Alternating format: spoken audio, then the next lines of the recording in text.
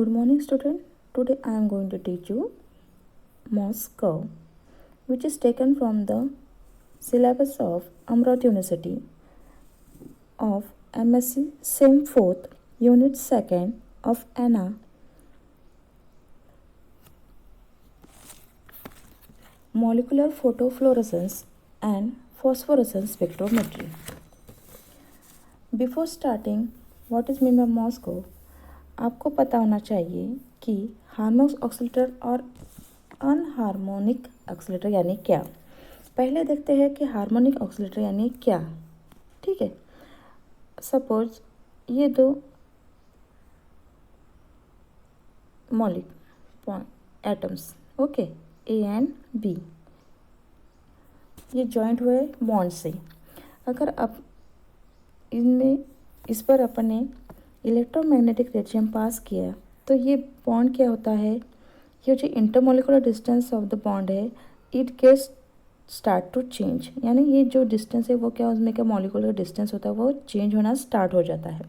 Start होने जाता है तो ये क्या होता है, इतना होगा तो ये बड़ा हो जाएगा या थोड़ा कम हो जाएगा, यानी जो भी इंटरमोलिकुलर डिस्टेंस है उसमें से क्या चेंजेस स्टार्ट हो जाते हैं। लेकिन क्या होता है, ये स्टैंडर्ड चांस होता है लेकिन ये बॉन्ड ब्रेक नहीं होता, ये जो बॉन्ड है वो ब्रेक नहीं होता, तो उसे कहते हैं हार्मोनिक ऑक्सीलेटर। तो उसे कहते हैं हार्मोनिक ऑक्सीलेटर।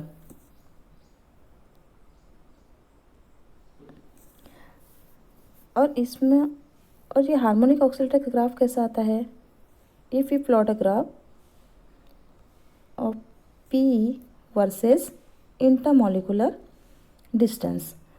ठीक है, एग्जाम्पल लेते हैं इसमें HCl का, तो ये ग्राफ कैसा आएगा, ऐसे आएगा। ऐसा क्यों आएगा, क्योंकि अगर एग्जांपल देते हैं अपन स्प्रिंग का, स्प्रिंग जैसे अपन कंप्रेस करेंगे, जितने फोर्स से अपन कंप्रेस करेंगे उतने ही फोर्स से वो बाहर आएगा। ठीक है, तो वैसे ही ये है पॉइंट अपना H का और ये पॉइंट अपना Cl का। ठीक है, ये HCl का बॉन्ड हो गया यार।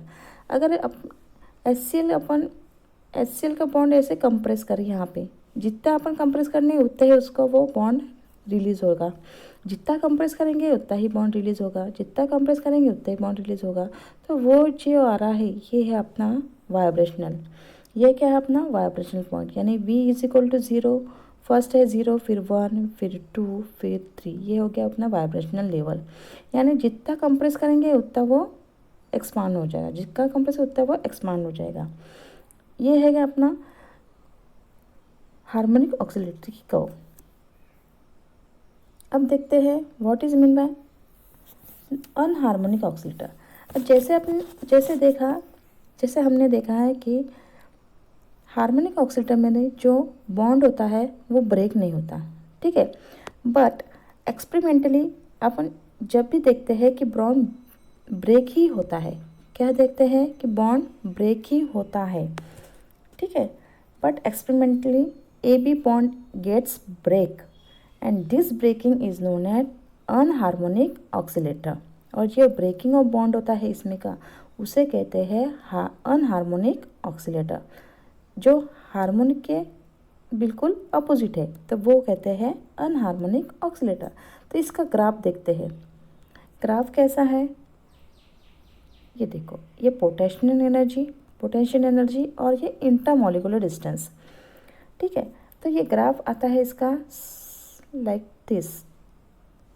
This type of graph it come. और ये जो पॉइंट यहाँ पे आ रहा है, जो फाइनल पॉइंट यहाँ पे आ रहा है, यहाँ पे क्या होता है, यहाँ पे जो बॉन्ड होता है वो ब्रेक होता है। इस ग्राफ से क्या बोलते हैं अपन के, इस पॉइंट पे जो ये पॉइंट पे जो आ रहा है, ये पॉइंट पे जो बॉन्ड हो रहा है वो ब्रेक हो रहा है। और यहाँ से यहाँ का डिस्टेंस जो है इसे कहते हैं डेप्थ ऑफ मॉर्स कर्व, इसे कहते हैं डेप्थ ऑफ मॉर्स कर्व या मॉर्स पोटेंशियल। ठीक है, और ये जो है वाइब्रेशनल लेवल है, ये जो है वाइब्रेशनल लेवल इट में be from 0 to V is equal to 0, V is equal to 1, V is equal to 2, V is equal to 3, V is equal to 4, ये है वाइब्रेशनल लेवल्स। ये आता है कर्व किसका, ये आता है अनहार्मोनिक ऑक्सीलेटर का कर्व। और ये पूरे जो ग्राफ को कहते हैं इसे कहते हैं मॉर्स कर्व। ये जो ग्राफ आता है इसे कहते हैं Moore's curve. Then what is meant by Morse code? The Morse potential, named after physicist Phillips M. Morse, is a convenient interatomic. ये क्या मॉस पोटेंशियल क्यों कहा जाता है इसको, और मॉस को क्यों कहा जाता है? क्योंकि ये एक फिजिशियन ने डेवलप किया है और उसके नाम से ही इसको नाम दिया गया है। कौन सा? मॉर्स को। ठीक है, तो मॉर्स को क्या है? मॉर्स को is a convenient inter atomic interaction model for the potential energy of a diatomic molecule. It is better approximation for the vibrational structure of the molecule than the quantum harmonic oscillator because it explicitly include the effect of bond breaking such as the existence of unbound states. यानी जो मैंने study किया था, जो बताया आपको, यानी इसमें क्या बताया है, यानी जो मैंने आपको पहले एक्सप्लेन किया है कि it is a potential energy of a diatomic molecule. ठीक है, और डायटोमिक मॉलिक्यूल यानी जो मैंने बताया ए और बी, ये क्या है? दो अलग अलग टाइप की यानी डायटोमिक मॉलिक्यूल है। ठीक है, और it is a better approximation for the vibrational structure of a molecule than the quantum harmonic oscillator। यानी क्वांटम हार्मोनिक ऑक्सीलेटर के जो अपोजिट है, यहाँ पे क्वांटम हार्मोनिक्स का बॉन्ड ब्रेक नहीं होता है, लेकिन जो अनहार्मोनिक ऑक्सीलेटर है उसमें बॉन्ड ब्रेक होता है।